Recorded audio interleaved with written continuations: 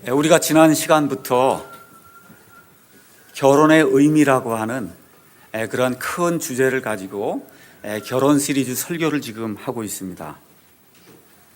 지난 시간에는 우리가 결혼의 비밀이라고 하는 그런 제목을 가지고 말씀을 선포했습니다. 잠깐 배운 것을 복습하면 결혼은 사람이 세운 것이 아니라 누가 세웠어요? 우리 하나님께서 이 땅에 세워주신 첫째 제도예요. 그래서 결혼의 기원은 누구에게서 나와요? 하나님에게서 나오기 때문에 사람이 사람으로서 바르게 살고 결혼 생활을 행복하게 유지하기 위해서는 하나님께서 왜 결혼하도록 만들어 주셨고 그 결혼 생활을 바르게 하기 위해서는 우리가 어떻게 해야 하는가를 성경을 통해서 제대로 알고 제대로 훈련을 받고 제대로 학습하고 제대로 실행하는 것이 필요하다. 제가 그렇게 이제 말씀을 드렸습니다. 그래서 결혼은 특별한 일이 없는 한 남자와 한 여자 사이에 일생토록 지속되는 그러한 관계라고 이제 말씀을 드렸고, 하나님께서 결혼을 만드신 그러한 목적은 크게 두 가지로, 첫째는 사랑하는 부부가 그리스도 안에서 예수 그리스도의 그러한 그 사랑을 깨닫고 그 사랑을 베푸는 것을 연습하고 훈련하는 그와 같은 장이 그게 결혼이다. 그렇게 이제 말씀을 드렸어요. 저와 여러분이 구원을 받으면 하나님의 본성에 참여하는 자가 돼요. 근데 많은 사람들이 죽어서만 참여하려고 하기 때문에 지금 문제가 생기는 거예요. 여기 살아있는 동안에도 하나님의 본성에 참여하는 그 일이 매일매일 이루어지는 천국 생활이 이 땅에서 이루어져야 된다. 성경이 그렇게 이야기하는 거예요. 그걸 이루기 위한 장이 바로 결혼이라는 겁니다. 둘째는 하나님께서 생육하고 번성해서 온 땅을 가득 채우고 하나님의 경건한 씨를 이 땅에 보존하라고 말씀해 주셨기 때문에 우리가 아이들을 낳고 아이들을 바르게 양육해서 그래서 그 일을 하기 위해서는 올바른 보금자리가 필요해요. 그래서 가정이 필요하기 때문에 그래서 하나님께서 결혼이라고 하는 이런 좋은 제도를 허락해 주셔서 부모가 서로 사랑하고 도와주고 이해하고 서로를 배려하는 것을 보게 되는 가운데 이 아이들도 똑같이 자라서 하나님의 경건한 아이들로 경건한 씨를 계속해서 배출함으로 말미암아 하나님이 원하시는 그러한 뜻을 이루는 이와 같은 하나님의 왕국을 건설하는 이와 같은 일을 위해서 하나님이 결혼을 우리에게 허락해 주셨다. 이렇게 말씀을 드렸습니다. 근데 이런 결혼이라는 것이 시간이 지나면서 점점 변하는 가운데 현 시대의 추세는 결혼에 대해서 부정적인 그러한 생각을 갖는 그러한 사람들이 점점 늘어가는 그러한 추세예요. 그래서 많은 젊은이들이 결혼은 지루하다고 생각하고 또 결혼하려고 할 때 아주 내가 처음부터 완벽한 파트너를 찾아야 되겠다 하고 자꾸 시간을 늦추다 보니까 결혼하지 못하는 이와 같은 일들이 많이 생기고 또 그런 가운데 성적인 욕구는 만족을 시켜야 되기 때문에 결혼하지 않고 자유롭게 그냥 둘이 같이 사는 동거 문화가 서양과 동양 할 것 없이 전 세상에 아주 유행하는 그러한 그 추세로 자리를 잡고 있습니다. 그래서 제가 뭐라고 말씀드렸어요? 완벽한 파트너는 있어요, 없어요? 없어요. 완벽한 파트너는 없다고 시작을 해야 되는 거예요. 그 다음에 왜 완벽한 파트너가 없냐? 내 자신이 완벽하지 않기 때문에 저와 여러분 자신이 죄 가운데 태어나서 죄로 인해서 부패된 것과 같은 죄성을 가지고 태어나기 때문에 아예 처음부터 완벽한 파트너는 없다라는 그런 생각을 가지고 그러고서 결혼이라고 하는 이런 과정을 통해서 성화가 점점 되면서 정말 하나님이 원하시는 완벽한 파트너로 내 자신이 바뀌고 상대방이 바뀌는 이와 같은 것들을 경험하는 그와 같은 장이 결혼이다. 이렇게 제가 이제 말씀을 드렸습니다. 다시 말씀드리면 좋은 결혼 생활은 천국의 기쁨을 이 땅에서 조금이라도 맛보는 생활이에요. 근데 결혼 생활이 지옥과 같으면 그러면 천국 가는 것도 싫어할 겁니다. 그렇잖아요? 그래서 천국 생활이 얼마나 아름다운 것인가를 이 부부간의 생활을 통해서 부모 자식 간의 그런 가정의 생활을 통해서 매일매일 조금씩 알아가는 거예요. 제가 그걸 요새 많이 알게 됐어요.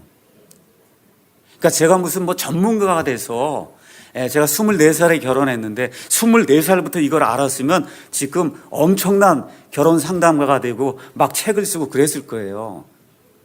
그런데 하나님께서 제게 긍휼을 베풀어 주셔서 이제 한 2, 3년 지나간 그런 세월을 통해서 결혼이 무엇이고 예수 그리스도의 사랑이 무엇이고 성화되는 것이 무엇인가 하는 것을 이제 늦게 이제 알기 시작한 거예요. 그래서 그걸 여러분에게 나눠주고 싶어서 그래서 이 시리즈를 하는 겁니다. 그러니까 목사는 다 알아서 하는 거고 나는 모르니까 배워야 된다 이런 것이 아니고 이 목사도 이걸 통해서 너무나 많은 걸 지금 배우고 있어요. 제게 얼마나 큰 기쁨이 되는지 모릅니다. 그 기쁨을 제가 여러분에게 나도 배우고 있으니까 여러분도 나하고 같이 배우자. 배워서 같이 한번 실천해 보자. 라고 하는 그런 취지에서 말씀을 드리는 겁니다. 그렇게 될 때 배우자가 당신을 사랑하지 못해도 우리가 예수 그리스도의 복음의 그 능력을 믿을 때 하나님께서 내 배우자가 비록 나를 사랑하지 못해도 나를 충분히 사랑해 주지 못해도 하나님의 사랑이 내 안에 크게 부어져서 그 사랑하지 못하는 배우자를 사랑할 수 있도록 하나님이 만들어 주시는 것, 그게 바로 복음의 능력이다. 배우자의 허물과 결점 여러분 봅니까 못 봅니까? 보죠. 보더라도 비판을 해줘야 돼요. 여러분 비판을 해줘야 돼요. 비판을 안 해주고 그걸 자꾸 숨기면 발전이 없어요.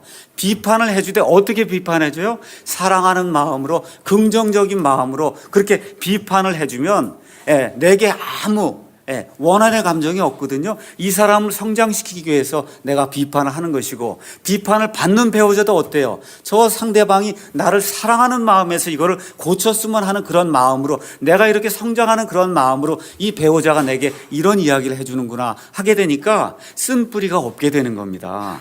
이게 바로 결혼의 비밀이요 복음의 진수다 하고 지난 시간에 제가 말씀을 드렸습니다. 그래서 오늘은 이렇게 결혼 생활을 행복하게 하려면 뭐가 있어야 되냐? 능력이 있어야 할 거 아니에요. 맞습니까?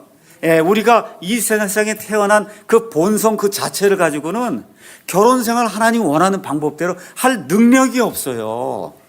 그래서 오늘은 결혼 생활을 행복하게 하기 위한 능력에 대해서 제가 말씀을 드리려고 그래요. 그래서 제목을 결혼을 위한 능력이다 이렇게 이제 잡았습니다. 오늘 그래서 말씀은 21절에 있는 그 말씀만 제가 오늘 강의를 하려고 그래요. 21절 우리 다 같이 한번 읽어보도록 하겠습니다. 하나님을 두려워하는 가운데 서로에게 복종하라. 이 말씀 지금 하나님만 이제 띄어서 보면 하나님을 두려워하는데 복종하라. 이거 하나만 띄어서 보면 그러면 문제가 생깁니다. 이 말씀은 한마디로 내 교만을 내려놓고 겸손히 다른 사람을 섬기라는 거예요. 지금 그 뜻 아닙니까? 하나님을 두려워하는 가운데, 그렇죠? 서로에게 내 자신을 내어놓고 복종하라는 거예요. 근데 이게 왜 나오느냐? 어디서부터 시작이 돼요? 18절부터 시작이 되는 거예요. 18절 우리 읽어보겠습니다. 술 취하지 말라. 거기에는 과도함이 있나니 오직 성령으로 충만하라. 그래서 지금 성령으로 충만하게 될 때 나타나는 그 현상에 대해서 19절, 20절, 21절은 각 개인에게 나타나는 걸 지금 이야기하는 거예요. 각 개인에게. 성령으로 충만한 사람에게는 18절, 19절, 20절 이 말씀이 삶에서 나타나게 되고, 성령으로 충만한 사람에게는 22절부터 그 다음 33절까지 나오는 그와 같은 행복한 결혼 생활이 나타나게 되고, 성령으로 충만한 사람에게는 6장 1절부터 4절에 나와 있는 것 같이 부모 자식 간의 행복한 그러한 관계가 이루어지게 되고, 성령으로 충만한 그런 사람들에게는 6장 5절부터 9절에 있는 것과 같이 세상에서 직장 생활하고 할 때 종과 주인이 어떻게 행복하게 직장 생활을 할 수 있는가, 이 내용이 거기 순차적으로 나와 있는 거예요. 그러니까 성령 충만하게 될 때 먼저 누구에게 뭐가 나타나요? 내 자신에게 나타나고, 그 다음에 뭐가 나타나요? 결혼 생활에서 나타나고, 그 다음에 부모 자식 간에 나타나고, 그 다음에 세상에서 생활할 때 성령 충만한 것이 드러나게 돼 있다. 하나님이 그렇게 말씀해 주시는 겁니다. 그러면 여러분이 성령으로 충만하기 위해서는 성령님이 누구인지 아셔야 될 거 아니에요. 맞습니까? 성령으로 지금 충만하고 싶어요. 근데 성령님이 누군지 알아야 성령으로 충만할 거 아닙니까? 우리 예수님께서 요한복음 14장과 요한복음 16장에 내가 가게 되면 내가 다른 위로자 성령님을 너에게 보내주시겠다고 하시면서 성령님이 이 세상에 오시면 성령님이 하시는 일에 대해서 크게 몇 가지, 세네 가지로 예수님께서 우리에게 분명히 말씀해 주셨어요. 예수님이 뭐라고 말씀하셨냐 하면 14장 16절 17절에 가서 보니까 성령님은 진리의 영이다, 그렇게 말씀해 주셨어요. 그러니까 성령으로 충만한 사람은 뭘로 충만한 사람이 되는 거예요? 진리로 충만한 사람이 되는 거예요.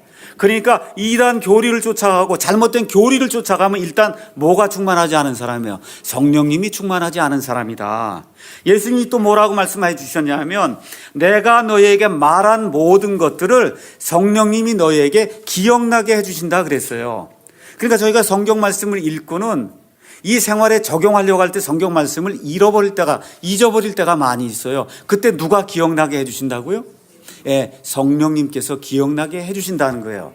부부싸움을 할 때도 하려고 하다가 보면 어떤 생각이 나는 거예요? 예수님이 우리에게 해주신 그 말씀이 누가 생각나게 해줘요? 성령님이 생각나게 해주신 그 일을 한다는 거예요. 또 그 다음에 거기 가서 보니까 또 뭐라고 돼 있냐면 성령님은 위로해 주시는 분이라는 거예요.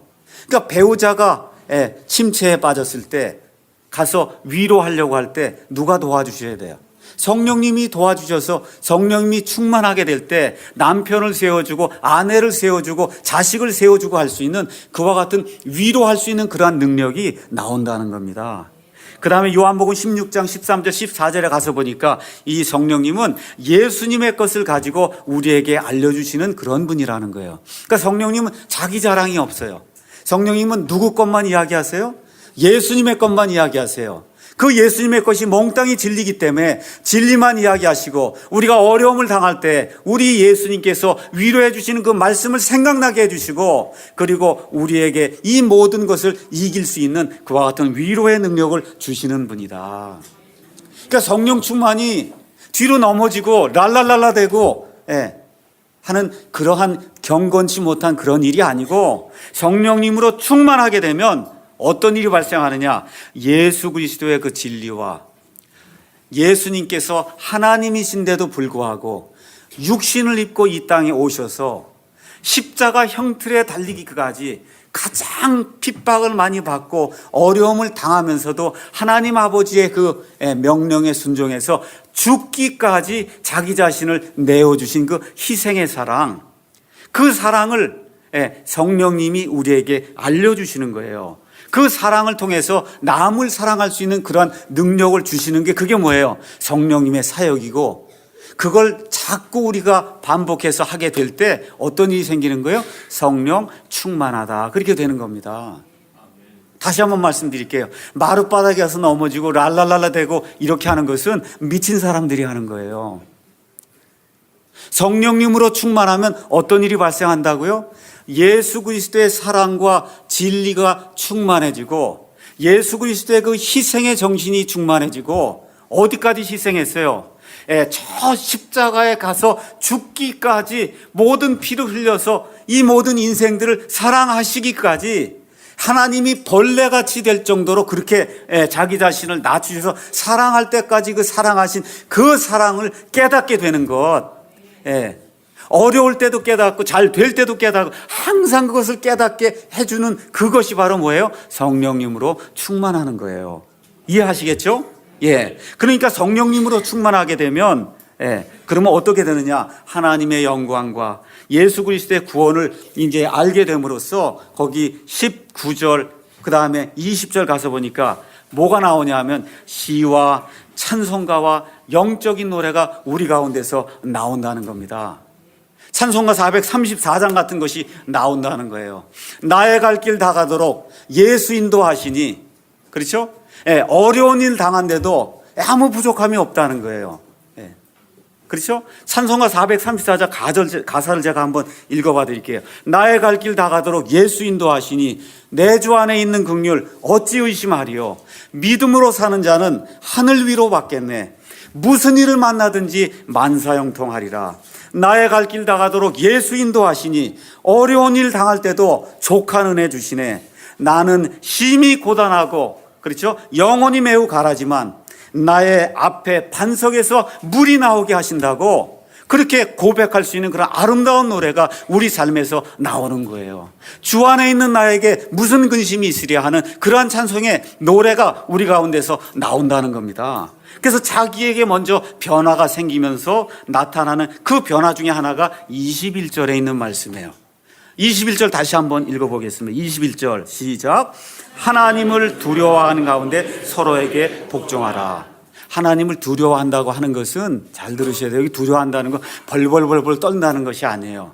하나님을 두려워한다는 것은 하나님의 그 영광과 그렇죠? 하나님의 그 크신 사랑과 하나님이 우리를 불쌍히 여겨주시는 것과 하나님이 우리에게 매일매일 숨을 허락해 주시고 살아갈 수 있는 그런 힘을 주시고 재물 얻을 수 있는 능력을 주시고 아이들에게 지혜를 주시고 이런 모든 것을 깨닫게 될 때 하나님의 그 경이로운 그와 같은 그 모습에 반해서 놀랍게 되는 그러한 현상을 하나님을 두려워한다. 그렇게 이야기하는 거예요, 성경에서. 그래서 시편과 그 다음에 잠언에서는 뭐라고 얘기해요? 주를 두려워하는 것이 지혜의 근본이다, 원천이다, 그렇게 이야기하는 거예요. 두려워하는 거 맞습니다. 무서워하는 것도 맞아요. 근데 벌벌벌벌 떠는 그런 무서움이 아니라 하나님의 그 놀라운 그 경이로운 하나님의 그 영광을 대할 때 얼마나 우리를 사랑하시면 하나님이 이 땅에 자기 아들을 보내실 정도로 사랑하실까. 그 사랑에 내가 너무 놀라워서 하나님 정말 사랑합니다 하고 내 경이로운 것을 표현할 때 쓰는 그런 말이 하나님을 두려워한다, 이렇게 얘기하는 거예요. 그래서 성령님으로 충만하게 될 때 하나님의 영광이 우리에게 가득 차게 되고 예수 그리스도의 그 사랑이 가득 차게 될 때 그럴 때 어떤 현상이 발생한다는 거예요? 서로에게 어떻게 한다고요? 복종하는 일이 발생한다는 거예요. 서로에게 복종한다. 여기 결혼 설교 이제 하게 되면 이제 오늘 집에 가셔서 우리 남편들이 22절부터 여보 당신부터 이거 해야 됩니다 하고 22절을 이제 들이대면 그러면 문제가 생기는 거예요. 22절 뭐라고 써 있어요? 다 같이 한번 읽어봐요. 아내들아 너희 남편에게 복종하기를 주께 하듯하라. 잘 들으세요. 문맥을 잘 들으셔야 돼요. 이거 나오기 전에 바로 위에 뭐라고 나와 있어요? 뭐라고 나와 있어요? 남편이 아내에게 복종하고 아내가 남편에게 복종하라고 나와 있어요. 그 큰 전제 하에서 지금 구체적인 사례를 지금 들고 있는 거예요. 그 구체적인 사례에서는 뭘 들고 있는 거냐 하면 하나님께서 남자와 여자를 만드시고 또 하나님께서 부모와 자식을 만드시고 또 하나님께서 주인도 만드시고 종도 만드셨어요. 하나님 앞에서는 모든 사람이 평등해요. 근데 뭐가 있다는 거예요? 동등하지는 않다는 거예요. 권위면에선 남편과 여자가 있을 때 하나님이 가정의 권위를 누구에게 주셨어요? 남편에게 주셨기 때문에 여기 나와 있는 순서가 뭐부터 나와 있냐? 권위 아래 있는 아내가 먼저 복종하는 것을 먼저 보여라. 이렇게 권위의 순서로 나와 있는 거예요. 그러니까 그 다음에도 자식이 먼저 나오고 그 다음에도 뭐가 먼저 나요? 종이 먼저 나오는 그와 같은 식으로 돼 있고 여러분이 베드로전서 3장에 가서 보셔도 남편과 아내에 대해서 이야기할 때 창조의 질서를 따라 권위가 낮은 여자에게 먼저 권면을 하고 그 다음에 남자에게 권면하는 그런 말씀이 있어요. 저도 몰랐어요. 이번에 성경 보고 처음 알았어요. 뭘 알았어요? 21절의 말씀이 먼저 대전제라는 거예요. 남편과 아내가 있을 때 22절을 갖고 덤벼들면 안 된다는 겁니다. 우리 자매님들이 아멘이 없는 것 같은데 보니까. 우리 남자분들 이해하셨어요? 뭘 먼저 가지고 얘기를 해야 돼요? 성령 충만하게 되면 뭘 한다고? 서로가 서로에게 복종하는 일이 먼저 생긴다는 거예요. 여기에서 이 성령 충만한 것이 이루어지게 될 때 아내가 남편을 존경하게 되고 복종하는 일이 생기게 되고 남편이 아내를 위해서 남편이 해야 될 일은 더 커요. 어떻게 돼 있어요? 남편이 해야 될 일은 그 밑에 가서 보니까 25절에 가서 보니까 남편들 한번 읽어보겠습니다. 25절 남편들아 그리스도께서 교회를 사랑하사 교회를 위하여 자신을 주신 것 같이 하라. 목소리가 조금 작은 것 같아서 안 돼요. 다시 한번 남자들만 큰 소리로 읽어보겠습니다. 남편들아, 너희 안에 사랑하기를 그리스도께서 교회를 자신을 주신 것 같이 하라. 그러니까 남편이 쉽겠어요? 여자가 아내가 쉽겠어요? 남편은 죽으라는 거예요. 여자는 그냥 복종하는 척만 해도 돼. 근데 남자는 어떻게까지 하라는 거야? 죽으라는 거예요, 이게. 그러니까 어느 게 더 어려워요? 아니, 남편이 어려운 거예요. 남편이 어려운 거예요. 하나님의 사랑도 우리가 먼저 하나님 사랑했어요? 하나님 우리 먼저 사랑했어요? 하나님이 먼저 우리를 사랑하신 거예요.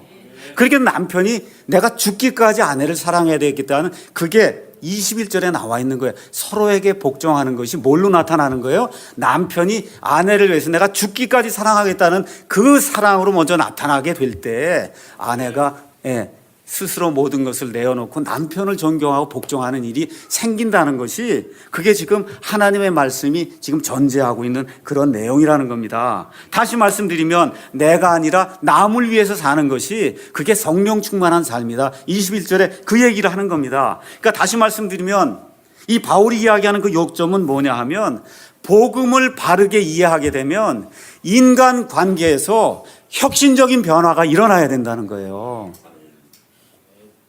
다시 한번 여기 가서 보세요. 하나님을 두려워하는 가운데 어떻게 해야 된다는 거예요? 서로에게 복종해야 된다는 거예요. 부모와 자식 간에도, 주인과 종 간에도, 그렇죠? 남편과 아내 간에도 서로 복종한다고 하는 건 뭐예요? 혁신적인 인간관계의 개선이 이루어져야 된다는 거예요. 다 같이 하나님 말씀 보겠습니다. 빌립보서 그 옆에 있는 2장 3절 4절 말씀 읽어보겠습니다.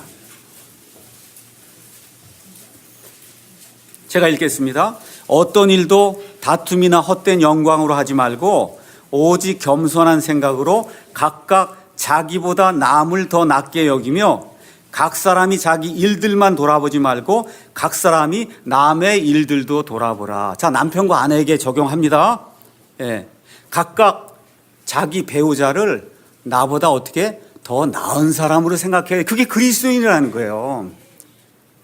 내 일보다 누구의 일을 더 먼저 생각하라는 거예요? 배우자의 일을 먼저 생각하라는 거예요. 이게 그리스도의 마음이에요. 그러니까 인간관계에 혁신적인 변화가 일어나야 된다는 겁니다. 로마서 15장 말씀 가서 또 읽어보겠어요? 로마서 15장 1절부터 3절에 있는 말씀을 찾아서 읽도록 하겠습니다. 로마서 15장 1절에서 3절 제가 찾아서 읽도록 하겠습니다. 그런즉 우리 강한 자들은 마땅히 약한 자들의 연약함을 담당하고 우리 자신을 기쁘게 하지 말아야 하리라. 우리 각 사람은 자기 이웃을 기쁘게 하여 그의 유익을 구하고 그를 세워주어야 할지니라. 기록된 바 주를 모욕한 자들의 모욕이 나를 덮쳤나이다 함과 같이 다 같이 읽겠어요. 그리스도께서도 자신을 기쁘게 하지 아니하셨느니라. 우리 예수님이 이 땅에 내려오셔서 인간으로서 십자가형을 당하는 게 기쁜 일이 아니에요.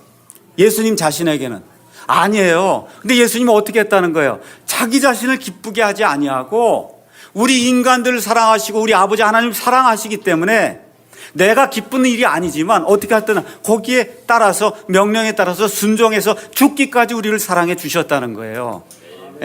그래서 여기 1절 가서 보면 강한 자들은 어떻게 하라는 거예요? 약한 자들을 도와야 된다는 거예요. 남자라고 해서 다 강한 것이 아니에요. 어느 가정은 여자가 강합니다. 괜찮아, 그럴 수 있습니다. 남자가 강할 수도 있고 여자가 강할 수도 있어요. 근데 어떻게 하라는 거예요? 이 강한 자들은 자기의 기쁨을 위해서 살지 말고 어떻게 된다는 거예요? 약한 자의 기쁨을 위해서 먼저 살아야 그게 그리스도인이라는 겁니다. 하나만 더 읽겠습니다. 갈라디아서 5장 13절에 있는 말씀을 읽어보도록 하겠습니다. 갈라디아서 5장 13절에 있는 그런 말씀을 읽어보도록 하겠습니다. 제가 읽겠습니다. 형제들아, 너희가 부르심을 받아 자유에 이르렀으나 오직 자유를 육신을 위한 기회로 쓰지 말고 다 같이 사랑으로 서로를 섬기라. 이게 예수 그리스도의 마음이요, 이게 복음의 핵심이라는 거예요. 우리에게 하나님이 엄청난 영혼의 자유를 주셨어요. 이 자유를 가지고 옆에 있는 배우자를 억누르고 아이들을 억누르고 종을 억누르고 이런 데 쓰면 안 된다는 거예요. 이 자유를 가지고 어떻게 하라고요? 서로를 사랑하는 데 쓰라고 우리 예수님이 주신 거예요. 그러니까 그리스도인이 되었다고 하면 뭐가 바뀌어야 돼요? 혁신적으로 뭐가 바뀌어야 돼요? 인간관계가 바뀌어야 되는 거예요. 예전에 내가 타고 누르려고 그랬는데 예수 그리스도의 영이 들어오게 되면 어떻게 되는 거예요? 나는 낮아지고 남을 높여야 되겠다고 하는 인간관계의 혁신적인 변화, 그게 그리스도인의 성령 충만한 그런 생활이다. 근데 이거 받아들이기가 쉬워요, 어려워요? 쉬워요, 어려워요? 어려운 거예요. 급진적인 생각이에요. 우리 현대인들에게 이게 맞아요, 틀려요? 안 맞아요. 이게 안 맞습니다. 현대인들 다 뭐 추구하고 살아요? 나만 추구하고 사는 현대인들에게 맞지 않아요. 근데 제가 말씀드릴 게 있어요. 이것은 고대의 노예들이 무조건적으로 100% 하라는 대로 맹목적으로 가서 엎드려 꿇어서 이렇게 섬기라는 그런 이야기가 아니에요. 잘 들으셔야 됩니다. 어떻게 하라는 거냐 하면 다른 사람의 필요와 관심사가 무엇인지 거기에 먼저 신경을 써주라는 거예요. 아시겠죠? 이것이 그리스도의 인간관계의 핵심이에요. 그래서 하나님께서 뭐라고 말씀하셨냐 하면 예수님께서 율법의 모든 것을 두 개로 요약 정리하면 먼저 하나님을 사랑하고 그 다음에 뭐라 그랬어요? 내 이웃을 내 몸과 같이 사랑하라 그랬죠? 그렇죠? 그것이 전체 율법을 요약한 거라는 거예요. 그럼 제가 한번 여쭤볼게요. 부부들끼리 앉으셨잖아. 어느 사람이 가장 가까운 이웃이에요? 자, 이웃을 사랑하라 그랬잖아요, 예수님이. 누가 여러분에게 가장 가까운 이웃이에요? 누가? 내 남편과 내 아내가 가장 가까운 이웃 맞아요? 그러면 내 남편과 이웃에게 서로를 위해서 복종하는 일이 생기지 않으면 그럼 성령 충만한 거예요, 아니에요? 아니요. 그거예요, 지금 예수님이 얘기하는 게. 그게 그리스도인의 인간관계의 핵심이라는 거예요. 부모 자식 간에도 마찬가지고. 자, 그러면 또 이제 남자들이 그렇게만 얘기하면 이거 좀 권위가 쓰지 않습니까? 이거 문제가 생기는 거 아닙니까? 제가 말씀드릴게요. 남편 아내의 머리예요, 아니에요? 여기 가서 읽어보니까 남편 아내의 머리인데 아내의 머리가 되기 전에 이 남편은 그리스도인으로서 형제예요. 아시겠어요? 내 옆에 있는 이 남편과 내 옆에 있는 이 아내는 남편과 아내이기 이전에 뭐라고요? 그리스도인으로서 형제와 자매인 거예요. 그렇기 때문에 뭐가 가능한 거예요? 서로에게 복종하는 일이 가능하다는 거예요.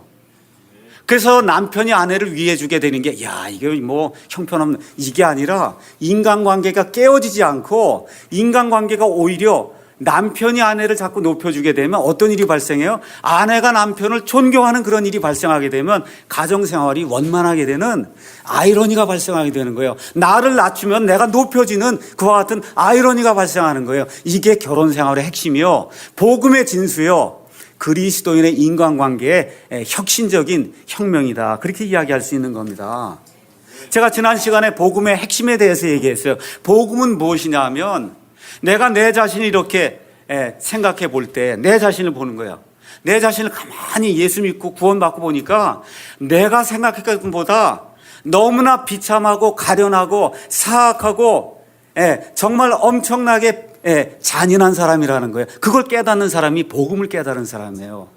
근데 그와 동시에 하나님의 은혜를 입고 보니까 이럼에도 불구하고 하나님이 나를 어떤 사람으로 만들어 주신다는 거예요? 내가 생각하고 바라는 것과는 상상할 수 없을 정도로 하나님의 아들로 삼아 주셔서 하나님의 본성에 참여할 수 있는, 하나님과 거의 비슷한 사람이 될 수 있는 이와 같은 사람으로 삼아 준 것을 깨닫는 사람, 그것이 바로 복음을 제대로 이해한 사람이라는 거예요. 그러니까 복음을 제대로 이해하게 되니까 내가 얼마나 죄인인가가 날이 갈수록 점점 느껴지니까 어떻게 돼요? 겸손한 사람이 되는 거예요. 겸손한 사람이 되는 거예요. 동시에 또 어떻게 돼요? 남을 높여줄 줄 아는 그런 사람이 되는 것이 그리스도의 복음의 핵심이라는 겁니다. 그러니까 어떤 일이 발생이 돼요? 종의 심정으로 배우자를 이렇게 섬기는 것이 그게 기쁜 일로 바뀌게 되고, 또 상대방이 나를 섬겨줄 때에도 그걸 또 기쁜 마음으로 받을 수 있는 그와 같은 일이 이제 우리 가운데서 발생하게 되고, 또 그것이 조금 더 승화가 되면 어떻게 되냐? 상대방이 나를 섬겨주지 않아도 주님 괜찮습니다. 주님께서 나를 용서해 주신 그 사랑을 생각할 때 내 배우자가 나를 내가 원하는 것만큼 사랑해 주지 않고 내가 원하는 만큼 나를 섬겨주지 않아도 주님 한 분 때문에 내가 내 배우자를 더 사랑하겠습니다, 내 자신을 더 내려놓겠습니다 하는 그와 같은 일이 우리 가운데 생긴다는 겁니다. 그래서 지금 가장 큰 문제가 뭐냐 하면 자기 중심적인 이기심이 가득 차 있기 때문에 서로에게 복종을 못하는 거예요. 섬기는 종의 심정을 갖지 못하게 막는 가장 큰 이유가 뭐냐? 사람은 죄성을 갖고 태어나기 때문에 태어나는 순간부터 다 누굴 위해서 살려고 그래요? 본성이 나를 위해서 살려고 하는 거예요. 다 나라요. 다 애기도 보세요. 다 나 배고픈 거 해달라고 기저귀 갈아달라고 응대잖아요. 어려서부터 그런 거예요. 사람은 죄 가운데 태어나기 때문에 사람의 본성으로는 남을 섬기는 일이 거의 불가능한 거예요. 예. 그래서 부부관계에 이걸 황폐하게 만드는 가장 큰 이유는 뭐예요? 이기심 때문에 그런 거예요. 이기심. 고린도전서 말씀을 한 장만 더 읽어보겠습니다. 고린도전서 13장 4절에서 5절 말씀 보도록 하겠습니다.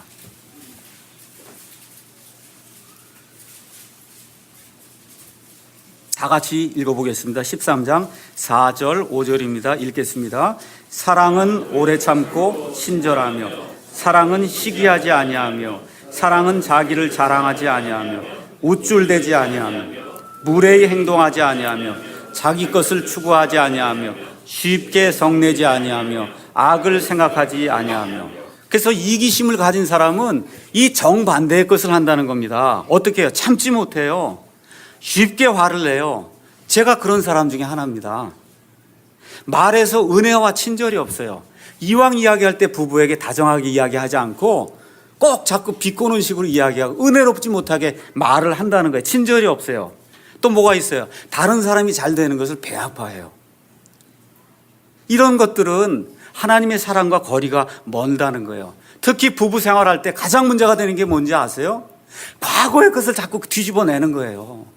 과거에 당신이 이러지 않았냐 그러고, 예.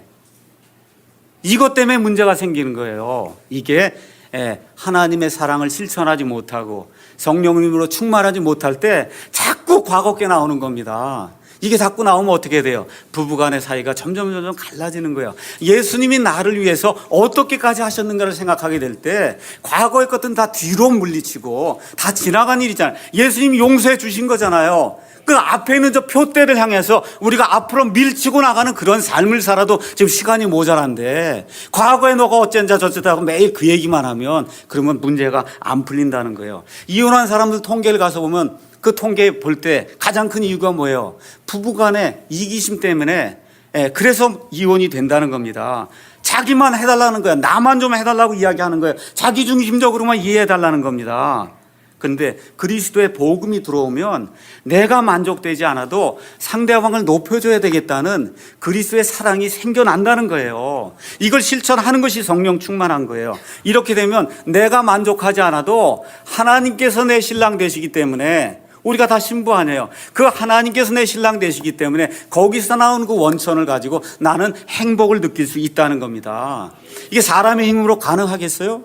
안 돼요. 그래서 뭐로 충만하라는 거예요? 성령님으로. 그래서 충만하라는 거예요. 성령님의 도우심이 없이는 사람의 이 본성을 가지고 태어난 이 상태에서는 이 일을 이룰 수가 없어요.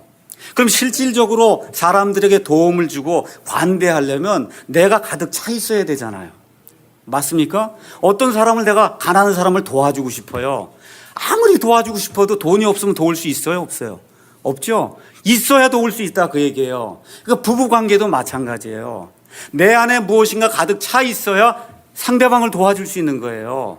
맞죠? 근데 내 안에 들어있는 게 몽땅이 뭐냐? 내 배우자 하나뿐이에요. 내게서 나오는 사랑이 내 배우자뿐이 없으면 배우자가 내게 잘못을 하면 어떻게 돼요? 사랑이 없어지는 거예요. 화가 치밀어 오르는 거예요. 그런데 내 안에 들어있는 충만함이 성령님에게서 오는 충만함이 되면 그건 무한한 충만함이거든요. 맞습니까? 그래서 내게 그것이 충만하게 되면 내 배우자가 잘못을 해도 어때요? 내게 줄 게 풍부하다니까. 관대하게 대할 수 있다니까요. 그렇죠? 사랑으로 대할 수 있는 그런 마음이 생긴다는 거예요. 예수님께서 나를 위해서 십자가에서 죽으실 정도로 사랑해 주셨는데 내가 이것 정도를 참지 못하겠느냐.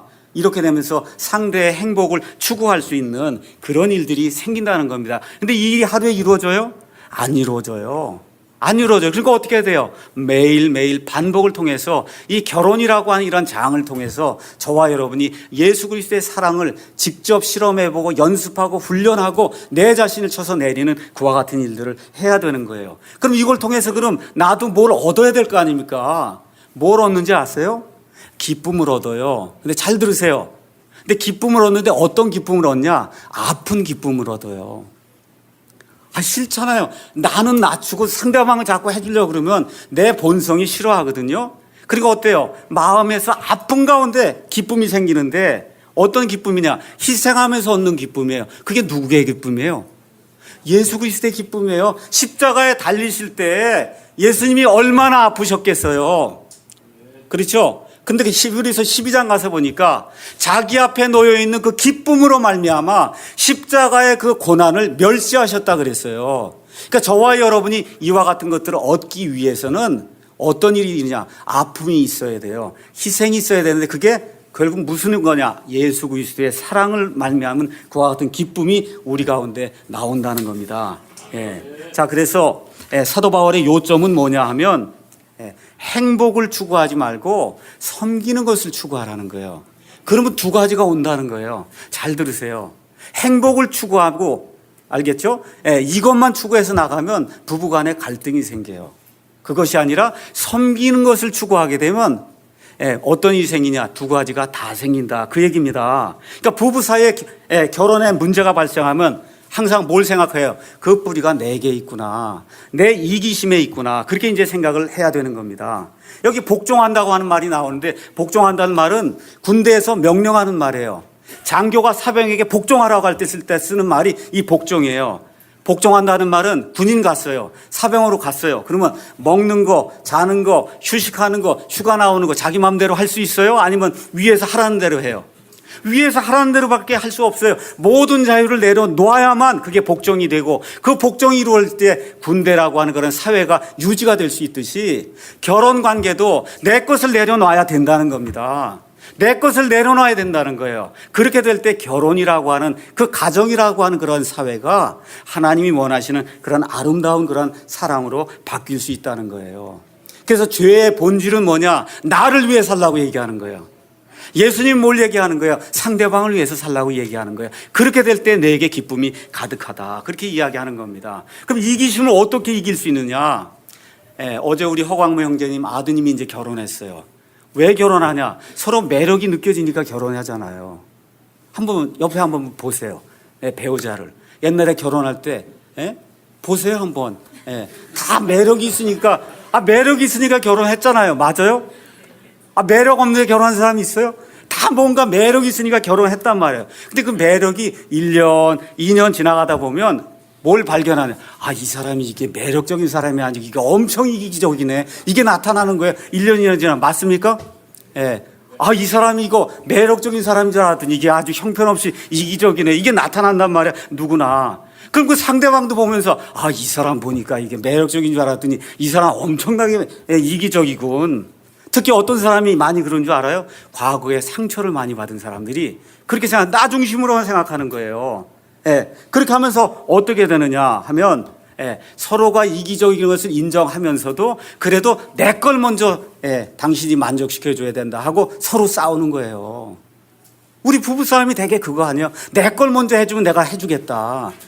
그래서 협상이 이루어지기 시작하면 그때부터 부부관계가 깨지기 시작하는 거예요. 당신이 이걸 해주면 나도 이걸 해준다. 뭐 하면 뭐 한다 하고 이렇게 협상이 이루어지기 시작하면 이때부터는 부부관계가 아니라 장사하는 그런 관계가 이제 되는 겁니다. 그러면 깨지기 쉬운 거예요.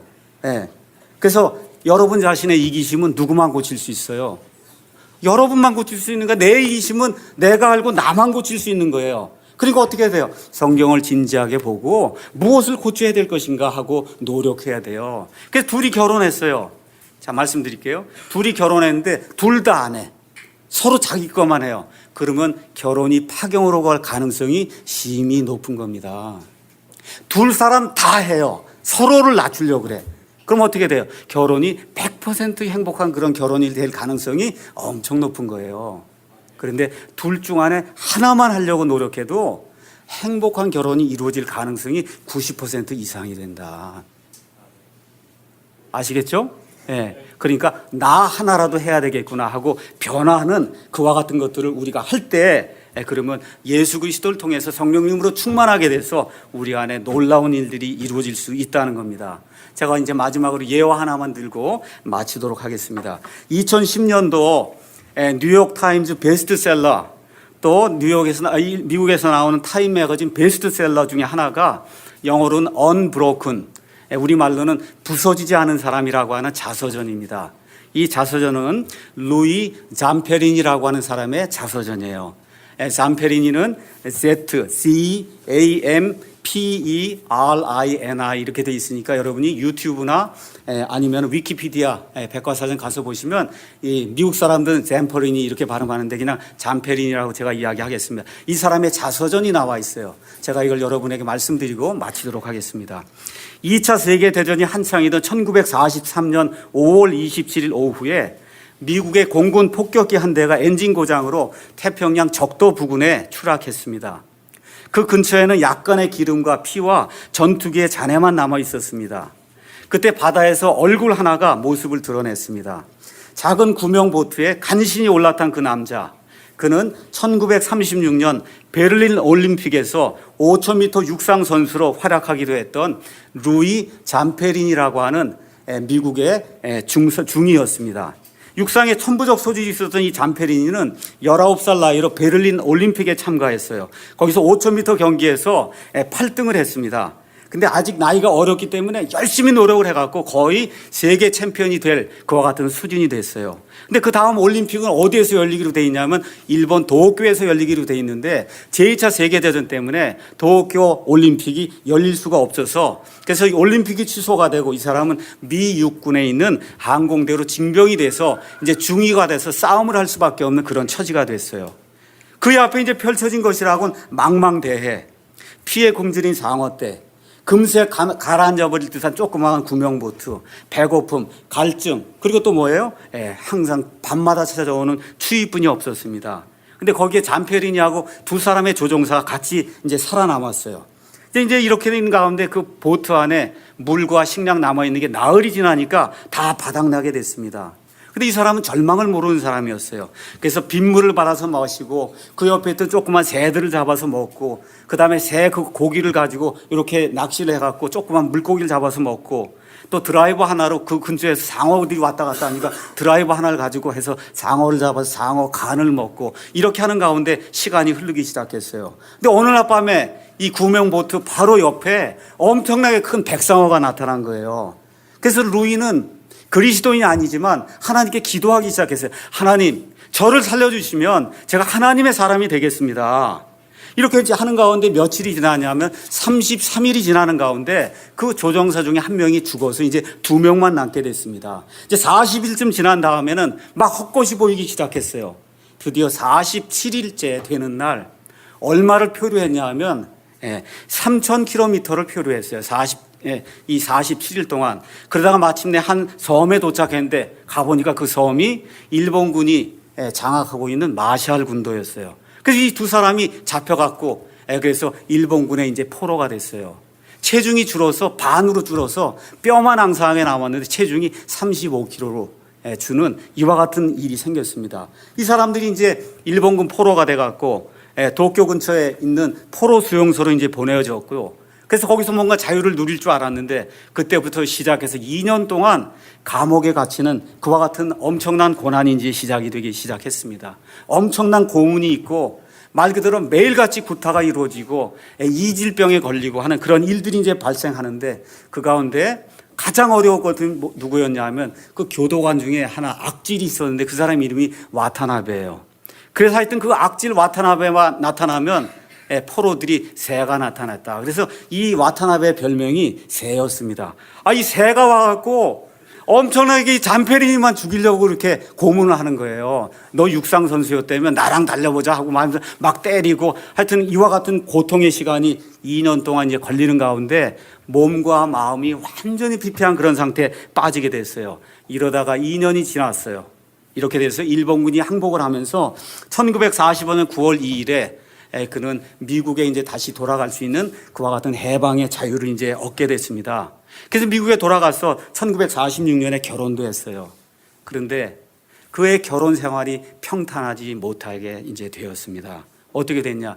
이 새로 말미암아 받은 이 고문과 이 휴유증, 이 3,000km를 떠돌아다닐 때 그 악몽과 이런 것들이 그에게 닥쳐오기 시작하니까 술을 먹지 않고는 잠을 잘 수 없는 그와 같은 일이 이제 생기기 시작했어요. 그래서 내가 이제 빨리 일본으로 가서 이 새를 잡아다 죽여야 되겠다 해서 일본으로 돌아가서 이 새 잡을 생각에 밤에도 새만 나타나고 꿈에도 작은 새만 나타나는 거예요. 그래서 매일 밤 이 새에게 고문당하며 식은땀을 흘리는 그와 같은 삶이 이루어지기 이제 시작했습니다. 이러는 가운데 이제 결혼 생활하다가 어느 날 새가 또 나타난 거예요, 밤에. 그래서 힘을 줘갖고 그냥 새를 꽉 눌렀는데 갑자기 소리가 나는 거예요. 가서 보니까 그래서 자기가 임신한 아내 배에 타고는 아내 목을 조르고 있는 거예요. 그러니까 아내가 그냥 소스라쳐갖고 놀래갖고 이혼해야지 이제 도저히 이게 못 살겠다 하고 이제 이혼을 할 그와 같은 이제 단계에 이르게 됐습니다. 그런데 아내와 아이들을 이루면서까지도 이 새 때문에 도저히 알코올 중독에서 빠져나오지 못하고 어려움을 이제 겪게 됐어요. 이러는 가운데 그의 아내에게 하나님의 복음을 들을 수 있는 그와 같은 기회가 왔어요. 그 근처에서 큰 천막 집회가 열리면서 유명한 부흥 목사님이 오셔서 말씀을 전하니 우리 한번 가봅시다 하고 그 자매의 친구가 나타나서 예수님께서 그분을 인도했어요.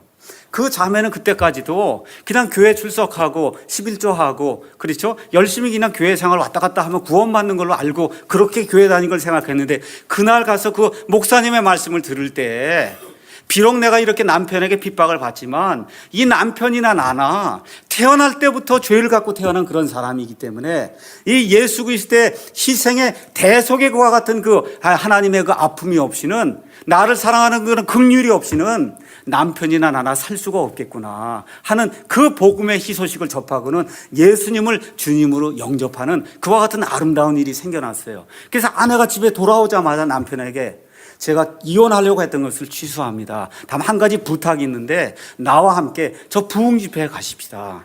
하니까 이 잠페리니가 할 수 없이 자꾸나 이 아내가 보채니까 그래서 이제 잠페리니와 같이 이제 갔어요. 그날 가서 말씀을 듣는데 잠페리니는 아무 생각이 들지 않아서 이게 도대체 뭐 하는 건가? 처음 복음을 듣는데 아내는 옆에서 그냥 열심히 기도하고 하는데 이게 되질 않는 거예요. 며칠 이렇게 지나는 가운데 드디어 잠페리니에게 변화가 생기기 시작했어요. 가서 하나님의 말씀을 듣는 가운데 무엇이 생각나냐 하면 그 47일 동안 표류할 때 백성화가 나타났을 때 하나님께서 저를 구해주시면 제가 하나님의 사람이 되겠습니다 하는 그 기억이 생각이 나면서 이 목사님이 십자가의 그 대속의 죽음 모든 사람이 죄 가운데 태어나서 죄 때문에 이와 같은 문제가 발생하고 그 와타나베라고 하는 그 새도 죄인이기 때문에 이와 같은 일을 하는구나 하는 것을 깨닫게 될 때 내 모든 것을 내어놓고 하나님 제가 예수 그리스도를 영접하고 이 모든 것을 용서하고 올바른 삶을 살겠습니다 하고 하는 그와 같은 일이 1949년도에 일어나게 됐습니다. 근데 놀라운 일은 바로 그 순간부터 알코올을 끊게 되고 바로 그 순간부터 사람들을 용서하기 시작하게 되고 바로 그 순간부터 가정의 평화가 이루어지는 그런 엄청난 일이 생겼어요. 그래서 1950년에 드디어 이분이 일본에 가게 됐습니다. 일본에 가서 자기가 있던 그 포로 수용소에 갔더니 거기에 아직도 그 사람들이 간수들이 남아있는 거예요. 근데 와타나베는 미안해서 나타나질 않았습니다. 그런데 그 간수들에게 성경 말씀을 다 나눠주면서 통역을 통해서 내가 여러분에게 복수를 하려고 이렇게 생각하고 알코올 중독으로 이렇게 고생을 했지만 예수 그리스도를 믿고 알게 될 때 내가 먼저 죄인이라고 하는 걸 깨닫고 정말 예수님의 은혜가 이렇다는 것을 깨닫고 예수님을 통해서만 구원받을 수 있다는 이런 것을 깨닫고 우리 가정에 화목이 생기고 내가 남을 사랑하고 용서할 수 있는 그와 같은 사람이 되었습니다. 여러분 예수 믿으시기 바랍니다 하는 그와 같은 간증을 통해서 여러 일본 사람들을 구출해내기도 하고 또 그 이후에 유명한 강사가 돼서 연설자가 돼서 온 미국을 돌아다니며 복음의 말씀을 전하는 그런 아름다운 사람이 되었어요. 지금 나이가 95세인데도 아직도 정정하게 살고 있어요. 하나님이 그렇게 사랑해 주시는 겁니다. 제가 여러분에게 먼저 경고를 드릴게요. 내게도 이런 삶이 이루어질 거다, 이렇게 기대하는 건 괜찮은데 하나님이 하시는 방법은 이러한 극적인 방법도 있고 점진적인 방법이 있는데 어느 방법이 더 많은 것 같아요? 점진적으로 이루어지는 방법이 대부분이에요. 사도 바울과 같이 극적인 변화가 일어나는 사람도 있고 이런 샘퍼린이 이 중유에게처럼 극적인 변화가 일어나는 것도 있어요. 내게는 왜 그게 안 일어날까 하고 자꾸 그것을 추구하지 마시고 오늘 하루 살면서 성령님의 충만으로 내 것을 죽여야 되겠다 하는 그 삶이 이루어지면 똑같은 거예요. 하나님이 사람마다 원하시는 것이 다르기 때문에 하나님의 시간표가 다르기 때문에 극적인 경우로 일어날 때도 있고 점진적인 경우로 일어날 때도 있지만 하나님의 사람이 충만해서 그래서 성령님으로 충만하게 되면 꼭 이 일이 일어난다는 겁니다. 왜 이렇게 이 일이 일어났냐? 먼저 아내가 복음을 이해했기 때문에 그래요. 복음을 이해했어요. 예수님이 나를 위해서 죽으셨구나. 예수님이 나 같은 죄인을 위해 죽었는데 내 남편을 내가 사랑하지 못하겠느냐 하고 남편을 사랑하고 남편을 용서하는 그 일이 일어나게 될 때 어떤 일이 발생한 거예요? 남편이 용서가 되고 그렇게 되니까 어떤 일이 생겨요? 남편이 그것을 보게 될 때 남편 안에 가득 차 있던 그 상처와 그 이기심이 치유가 되면서 그러면서 어떤 일이 발생해요? 예수 그리스도의 복음을 깨닫게 되고 하나님의 크신 사랑을 깨닫게 될 때 남편이 변화가 돼서 온 세상에 다니며 하나님의 용서와 예수 그리스도의 사랑을 전파할 수 있는 그때 하나님께서 장수의 축복까지 허락해 주시는 그런 놀라운 일이 일어났다는 겁니다. 그래서 이제 말씀의 결론을 드리겠어요. 이 모든 것을 하려면 예수님의 마음을 읽으셔야 돼요. 그 예수님의 마음은 어디에 들었어요? 다 여기에 들어있는 거예요. 특히 어디에 들어있어요? 복음서에 들어있어요. 그래서 자꾸 복음서를 읽어야 돼요. 그래서 이런 문제가 발생하면 예수님은 어떻게 하셨을까? 그러니까 배우자 비판하는 거 그거 비판해야 배우자가 씁니다. 제가 설교하는 거 누가 제일 많이 비판하는 줄 아세요? 월요일 아침만 되면 제가 아유 어제 한 것도 가서 이제 얘기가 나올 텐데 이러고서 이제 신경이 많이 쓰여요. 근데 그렇게 되니까 어떻게 해요? 제가 발전하는 거예요. 그러니까 긍정적인 비판을 해야 돼요. 근데 그 비판할 때도 어떤 마음을 해요? 그리스도의 인내와 부드러움으로 한다 그 얘기예요. 아시겠죠? 비판을 받을 때도 어떻게 해요? 예수 그님께서 나를 용서하신 것처럼 내가 인내하면서 받아들이는 거예요. 이렇게 될 때 어떻게 돼요? 부부가 점점 향상하는 거예요. 성격이 바뀌는 거예요. 말과 언행이 바뀌는 거예요. 그렇게 될 때 인격적인 변화가 생기게 될 때 부부가 바뀌게 되고 아이들이 바뀌게 되고 옆에 주위 사람들이 바뀌게 되면 일가 친척이 바뀌게 되고 이 교회가 바뀌게 되고 이 민족이 바뀌는 아름다운 그런 일이 생긴다는 겁니다. 이 일이 하룻밤 사이에 이루어지지 않아요. 어떻게 해야 돼요? 매일같이 내 자신을 낮추고 성령님으로 충만한 그런 삶을 살아야 되겠다 머릿속에 집어넣고 그리고 내 자신을 낮춰서 상대방을 위해서 살아야 되겠다는 그런 마음을 가지게 될 때 그때 우리 가운데서 결혼 생활을 올바로 할 수 있는 그런 능력이 자동적으로 생긴다는 겁니다. 하나님께서 우리를 먼저 사랑하셨기에 우리가 서로 사랑하는 것이 마땅하다고 요한일서 4장 19절에 우리에게 말씀해 주고 있습니다. 이와 같은 그 하나님의 사랑을 경험한 자로서 옆에 있는 우리 배우자 손 한 번씩 이렇게 잡아보세요. 내가 당신을 섬기며 살겠습니다 하고 그렇게 약속하는 그런 기도 시간을 갖고 마치겠습니다. 기도하겠습니다. 손잡고 기도하겠습니다.